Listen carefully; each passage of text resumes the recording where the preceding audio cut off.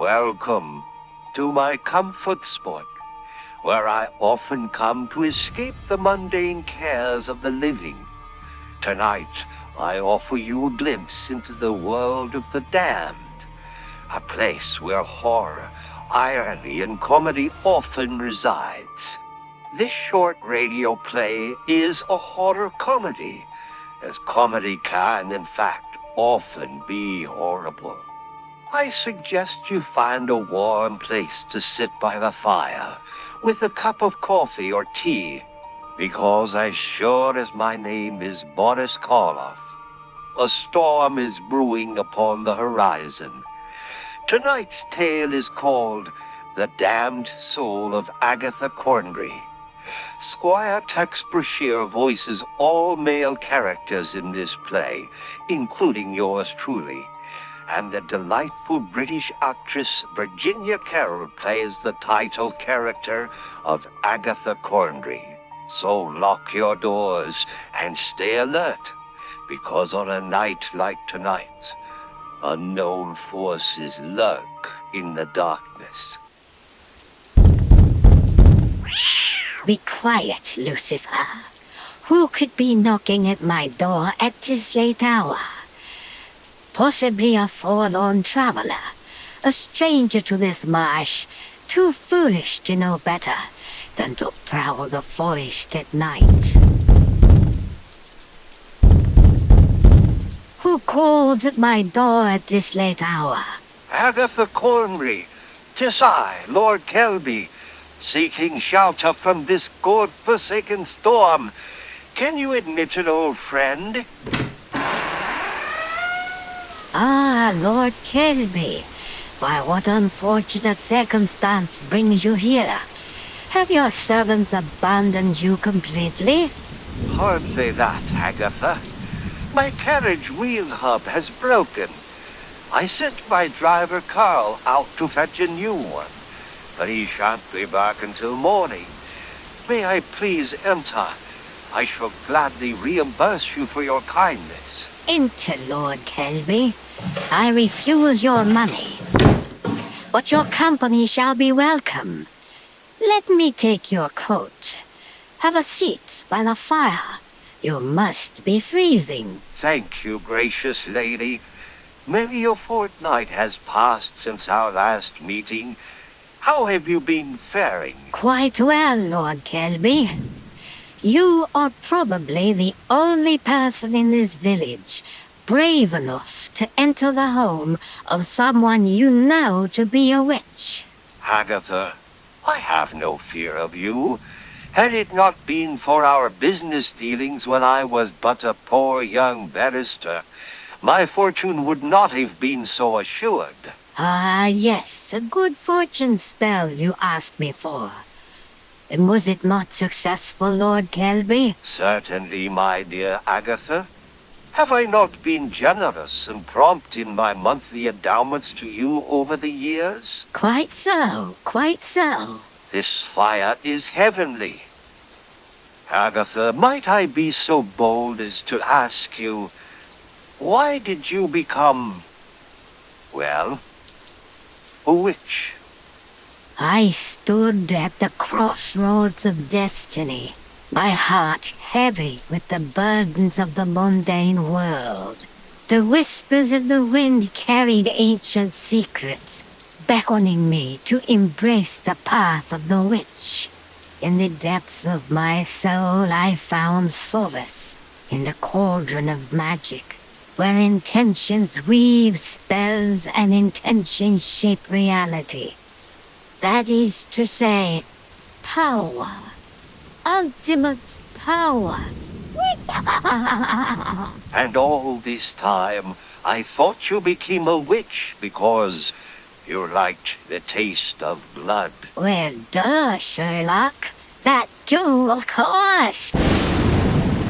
So why did you not become a vampire like the rest of your family? Oh, trust me, sir, I tried. My parents and my siblings bit me all the time, hoping to turn me.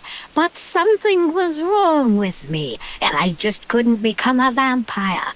So I went to a disgraced doctor who studied black magic to find out what was wrong. He said that I had a certain genetic condition which blocked me from becoming a vampire.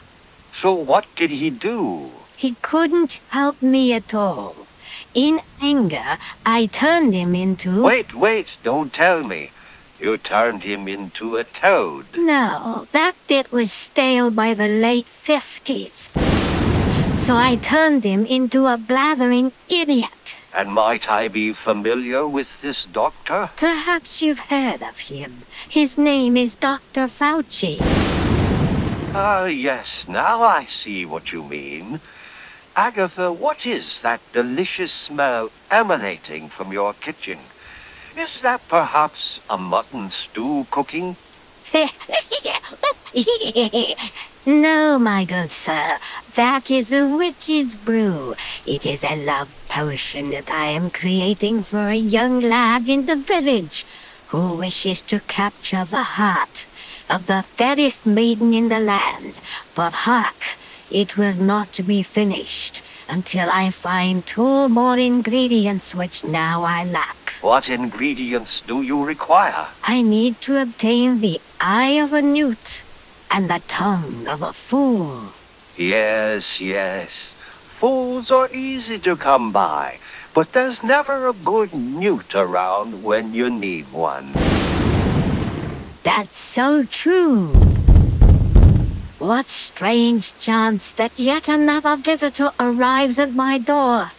Who knocks at my door at this foreboding hour? Joe's House of Newts, my lady. Newts for sale. Pond fish, newts, salamanders and frogs for all occasions. Tonight only. I have a 2-for-1 sale on newts, I do. Agatha, it looks like fortune has delivered both of your ingredients to your very door. Fortune my ass. I ordered them on DoorDash.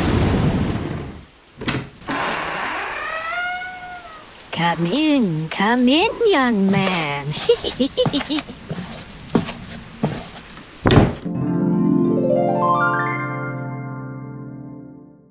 Thank you, young man, for bringing me exactly what I needed. And here's something extra for you. Agatha, I think that boy was very impressed with your tip. What makes you say so, Lord Kelby? Well, apparently, you left him speechless. So, Agatha, is there anything about being a witch that you regret? Of course, my dear man. In order to receive my powers, I had to sell my soul to the evil one. You mean Joe Biden?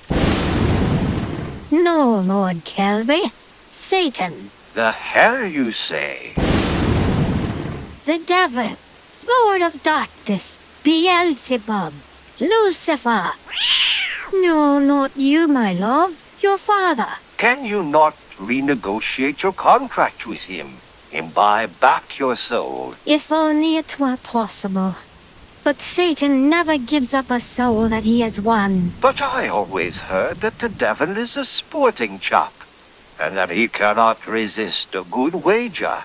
Perhaps you could win your soul back in a wager. No, Lord Kelby. It cannot be done. And my time is coming very soon.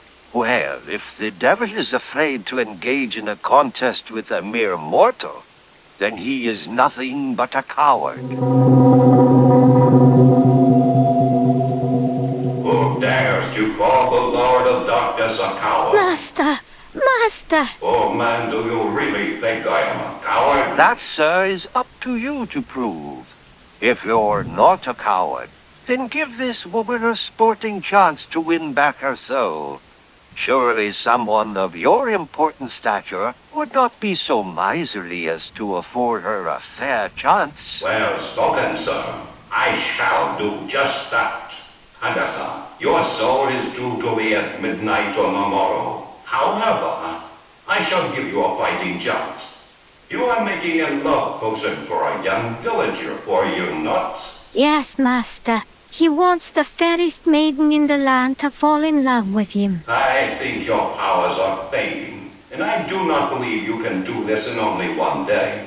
But if you can make the fairest woman in the land fall in love with that boy, agree to be his wife, and live with him forever, and do so before the clock chimes midnight tomorrow, then I shall let you keep your soul.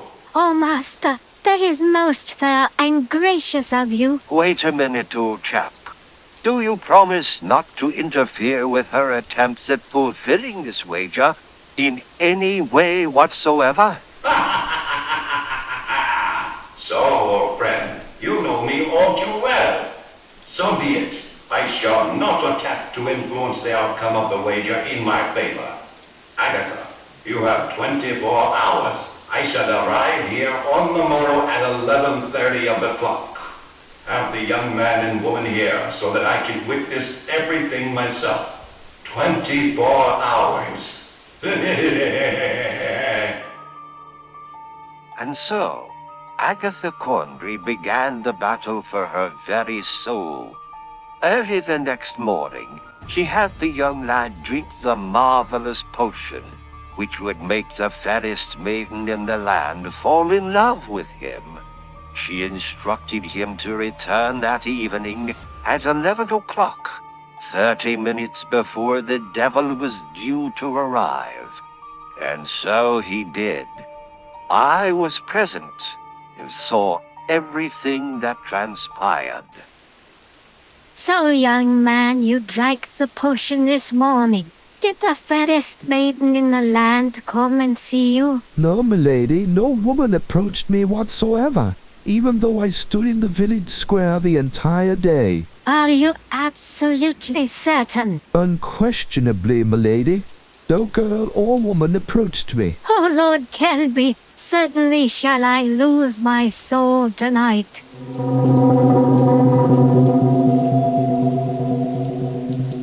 Agatha Cornbry. Oh, master, master. Is this the young squire to whom you have promised the love of the fairest maiden in the land? Yes, master. 'Tis he. And has the fairest maiden fallen in love with him? Well, old chap, Quiet, fool. I speak to my disciple. No maiden approached him, sire. So, your potion did not work. No, master. Sire Devil, if I might say a few words. Do so, Lord Kelby, and remember that these words may be the last words that Agatha Cornbry might ever hear. Thank you. It seems to me that Agatha has been in your service for over 60 years. Is that not true? It is true. And in those 60 years, has she not brought hundreds of souls to you? She has. Well, it would seem to me that if you take her soul, she would only add one more soul to your collection. But let us say that you granted her eternal life. Could she not then eternally bring you souls forever? Your logic is good, Sir Kelby. I see why you were such a successful barrister. Agatha, let me make you a proposition. How would you like to live forever, and on top of that, become young again with beauty beyond compare? Oh, master, if you were not jesting, such a thing would be wonderful. So, if I grant you eternal life and eternal beauty, and let you keep your soul, would you agree to serve me eternally? Yes, master, yes. Done.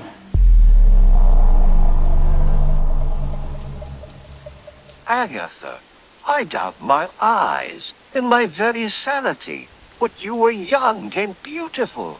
See for yourself in that looking glass. My! Incredible! Master, you have done it! Eternal blessings upon you! And how do you feel? I feel a certain burning in my heart. Not in pain, but in powerful love for this young man. Agatha, do you not see what has happened? You are now the fairest maiden in the land. You have fallen in love with this young lad, and it is not yet midnight. So, your spell worked after all. Well, she still has to agree to marry this young man and live with him forever. Oh, master, gladly my heart will comply, if this young man will have me.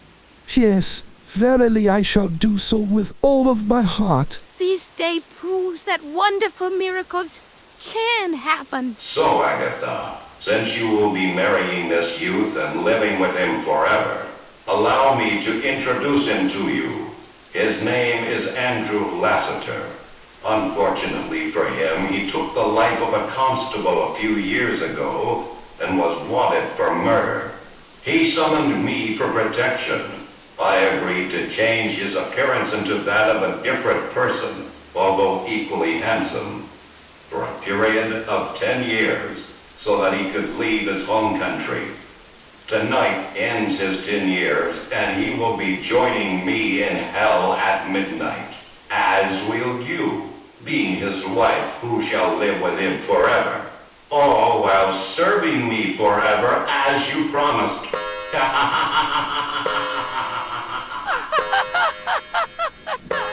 No, master, please. I cannot survive hell. Oh, no, no. This cannot be. Oh, sire, no, no. So, Sire Devil, Agatha and the young man have disappeared. I assume that they are safely in hell then. Yes, Lord Kelby, and I could not have achieved this wonderful catch were it not for your brilliant plan. I thank you truly. I am honored. For many years in my law practice, I have successfully defended many a witch. But now, I have achieved my secret longing, to burn one.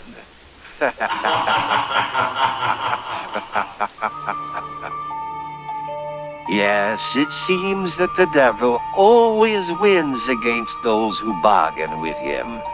But now you can understand why. He has professional help.